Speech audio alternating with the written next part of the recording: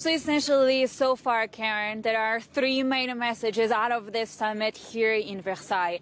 The first and foremost, that the war that's taking place in Ukraine is Russia's fault. And in fact, when I spoke with the Prime Minister of the Netherlands, Mark Rutte, he did say that if there's one person to blame for what's going on, is Vladimir Putin. And he asked Russia to return to the table to negotiate and to stop this war.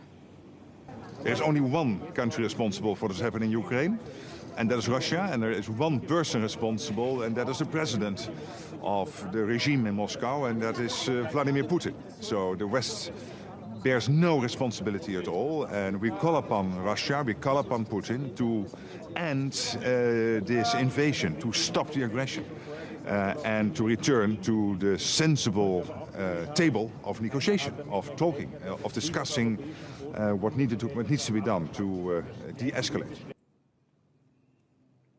The second main point, Karen, is the fact that this summit here in Versailles is a moment for the European Union to rethink itself, to redesign some of its key policies, whether that's on energy, whether that's on defense. All of those themes are on the table. And when I spoke with the French President Emmanuel Macron, he laid out very clearly his vision for the European Union. L'Europe est unie. Europe is united in the face of this war. For me, it's very important that the goal of these 2 days is to display and to continue to reinforce this European unity. Europe has to prepare itself for all scenarios.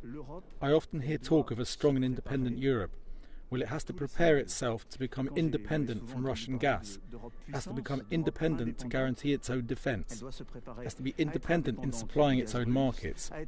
Because we're discovering that our democracy is being threatened, that our values are being threatened. So therefore, we have to accept sometimes that there's a price to pay, that which comes from sanctions and counter-sanctions, and to be ready to defend one's values when they're under attack.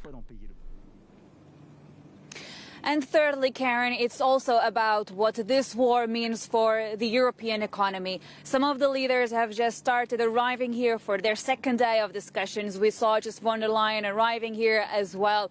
And indeed, today, it's all about that. It's all about how the EU will mitigate this economic impact for the European economies as well. I have to say as well that the Palace of Versailles is, of course, known for what happened in the aftermath of the First World War. It was here in Versailles that the Allies at the time discussed the new peace agreement, the terms for a new peace agreement. And I have to say that for the time being, that's not the case for Ukraine whatsoever. And the mood here is actually quite negative, and there's no expectation of a ceasefire anytime soon. Silvia, we are just seeing those arrivals start to filter through, and it is every major European leader that is on the ground there at the Palace of Versailles. I want to bring up the sanctions so far, because Europe has certainly gone down the pathway, and you've had a number of major corporations, of course, also distancing themselves from Russia. But what about what comes next? Because the Americans are talking about continuing to ratchet up the tension on Russia, talk that Biden today may go down the pathway of tariffs. As we think about what played out in China, the heat of the moment around some of the pushback tariffs were used there as well. So we have a security approach here, we have a sanctions approach, and potentially a tariff one as well. Just jump in on that. So essentially, the big issue for the European Union at the moment is whether they should also impose sanctions on the energy sector.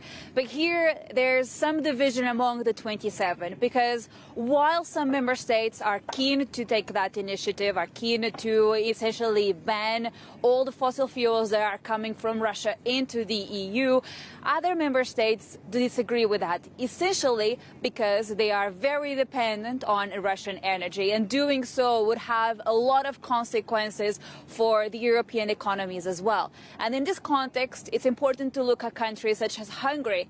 That country is very clearly opposed to these sort of sanctions on the energy sector.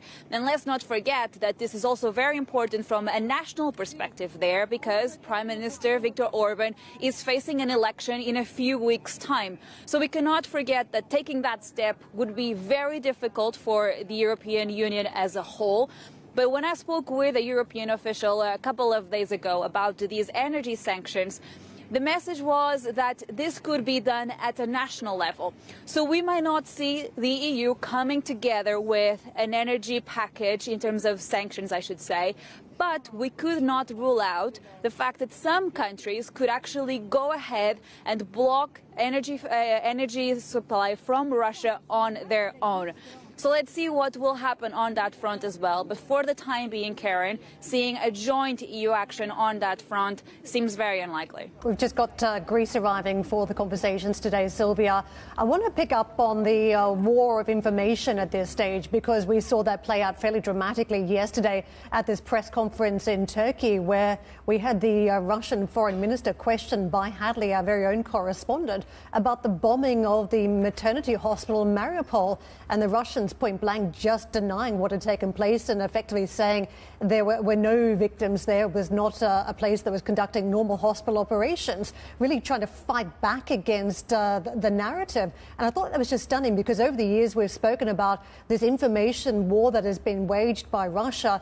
And even today, I mean, you hear some of the commentary from Putin about arms and saying that some of the arms supplied by the West are just ending up in rebel-held Russian parts of Ukraine when those soldiers are captured. So it feels as though the war of misinformation is quite key for the Europeans still to fight at this stage.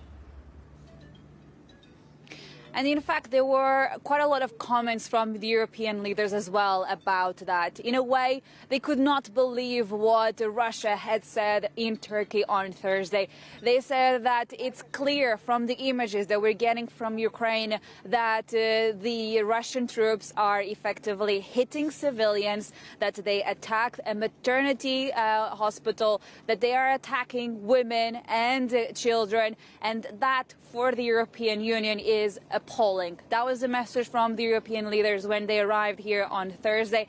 And indeed, this war is also an information war, and it is really tricky for the population as well to know what's going on.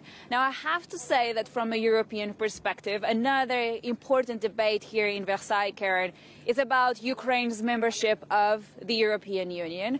The country asked for that a couple of days ago. They want to be part of the European family. But for the 27, there's no agreement in terms of that as of yet. They did agree that Ukraine should become a member of the EU. They are part of the European family, but no talk whatsoever of an immediate membership. And in fact, the Netherlands was actually quite vocal to say that there's a process to be followed here.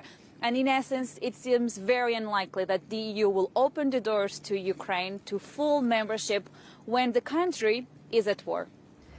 Silvia, I just want to pick up on that, because we saw Denmark arriving shortly before, and and we've got Portugal now arriving as more people just descend on the Palace of Versailles for these conversations. But there has been a conversation not just about European membership, but also NATO membership. And we think about the Nordics. There's been a warning from Putin in recent times about which countries further north also join the security alliance.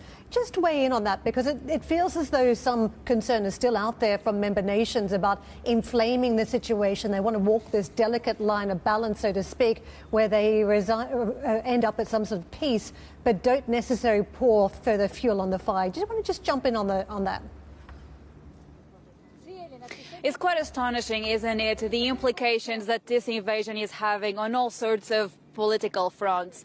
Now, we're seeing in Finland, for instance, the population there, different opinion polls have showed that there's a keener support for NATO membership. And when the Swedish Prime Minister actually arrived here in Versailles on Thursday, she did say that her country is going to spend more on defense. So if there's one point where President of Russia, Vladimir Putin, has actually brought the West together, is indeed on more defense spending. Germany is also doing the same. So in that moment, in that sense, there is indeed a watershed moment here. We're seeing more countries keen to invest more on defense.